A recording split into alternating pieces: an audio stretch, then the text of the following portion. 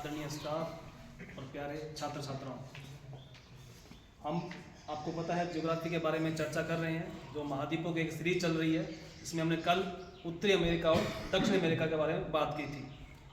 उत्तरी अमेरिका के बारे में बताया गया था, इसमें 3 मुख्य देश हैं, जैसे कनाडा, यूएसए और मैक्सिको। इनके बारे में हमने और बात की थी कि यहाँ पर जो फिंगर लेक्स मिलती है, जो 5 महान जिले हैं, जिसमें सुपीरियर, मिशिगन, ह्यूरोन, ईरी और ओंटारियो, इनके बारे में बात की थी। इसके अलावा जो ईरी और ओंटारियो के बीच में जो नियाग्रा वाटरफॉल है, इसके बारे में भी चर्चा की थी। इसके अलावा हमने दक्षिण अमेरिका में जो संसार की सबसे बड़ी जल आयतन वाली नदी है, जिसका नाम अमेजन है, उसके बारे में बताया गया था। इसके अलावा जो रॉकीज और एंडीज पर्वत श्रृंखलाओं के बारे में भी हमने चर्चा की थी। आज हम बात करेंगे ऑस्ट्रेलिया महाद्वीप के बारे में। ऑस्ट्रेलिया महाद्वीप संसार का सबसे छोटा महाद्वीप है। इसकी लोकेशन देखा जाए तो यह प्रशांत महासागर के पश्चिम में और हिंद महासागर के पूर्व में पड़ता है, जबकि एशिया महाद्वीप के नीचे ये अपने देखने को मिलता है। ऑस्ट्रेलिया महाद्वीप पूरी तरह से दक्षिणी गोलार्ध में आता है। इस महाद्वीप के अंदर देखा जाए तो इसके बीच वाला जो हिस्सा है सारा का सारा मरुस्थलीय है, डेजर्ट एरिया है, और इसके जो मुख्य शहर हैं जैसे पर्थ, सिडनी, एडिलेड, कैनबरा, ये सारे इसके किनारों पर बसे हुए हैं।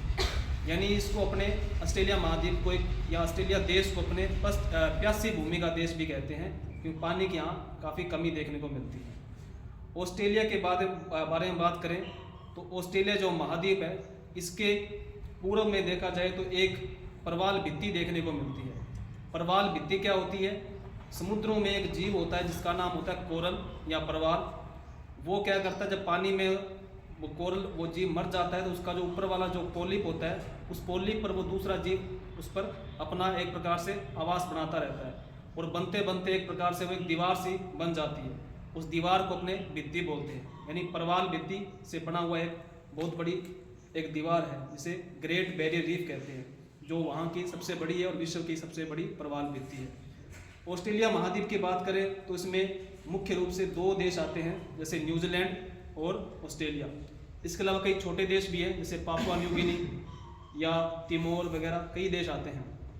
न्यूजीलैंड की बारे में बात करें, न्यूजीलैंड का जो सबसे बड़ा शहर है ऑकलैंड है, और न्यूजीलैंड में माओरी जनजाति काफ़ी अधिक संख्या में देखने को मिलती है।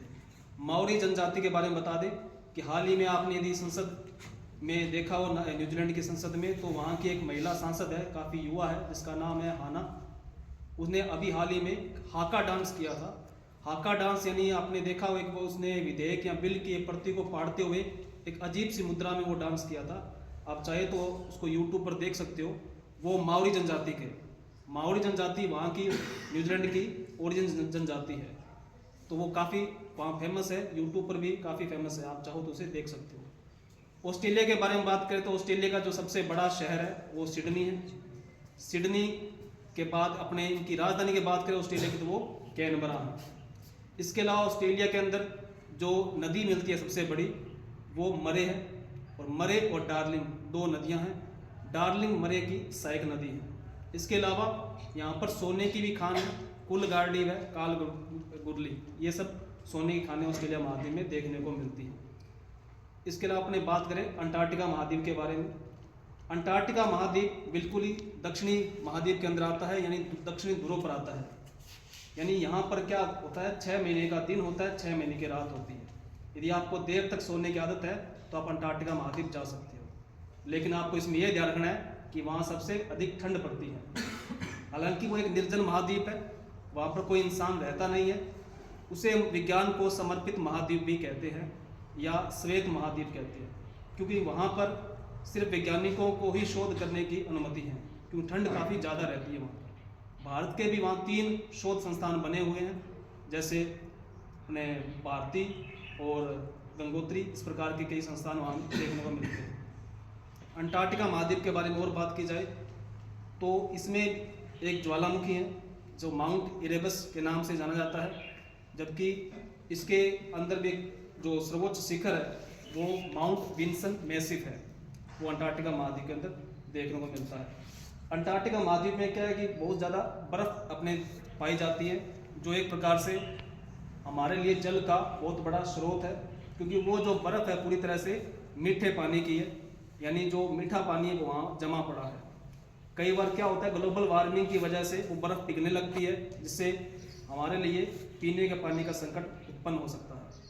इस महाद्वीप को हमें गतिशील महाद्वीप भी कहते हैं। गतिशील महाद्वीप का अर्थ है कि ये सर्दियों में जम जाता है और गर्मियों में पिघलने लगता है ग्लेशियर, तो ये दूर तक फैल जाता है। तो इस प्रकार हमारे जो महाद्वीपों की कड़ी थी, इसमें हमने 7 महाद्वीपों के बारे में थोड़ी बहुत चर्चा की। मैं एक बार दोबारा रिपीट कर देता हूँ। हमने सबसे पहले एशिया, अफ्रीका, इसके अलावा यूरोप, उत्तरी अमेरिका, दक्षिण अमेरिका, ऑस्ट्रेलिया और अंटार्कटिका, ये 7 महाद्वीपों के बारे में विस्तार से चर्चा की है। तो मुझे उम्मीद है कि आप लोगों को इसके बारे में काफ़ी कुछ जानकारी मिली है, क्योंकि महाद्वीपों के बारे में सभी प्रतियोगी परीक्षाओं में इससे संबंधित क्वेश्चन पूछे जाते हैं। आपको इनमें कौन कौन सी पर्वत श्रृंखलाएँ मिलती हैं, कौन कौन सी नदियाँ मिलती हैं, इन सभी के बारे में ध्यान होना आवश्यक है। अब मैं जाते बात कहूँगा कि मीठा शहद बनाने वाली मधुमक्खियाँ भी डंक मार देती हैं, इसलिए होशियार रहिए। बहुत अधिक मीठा बोलने वाले व्यक्ति से सिर्फ हनी ही नहीं बल्कि हानि भी हो सकती है।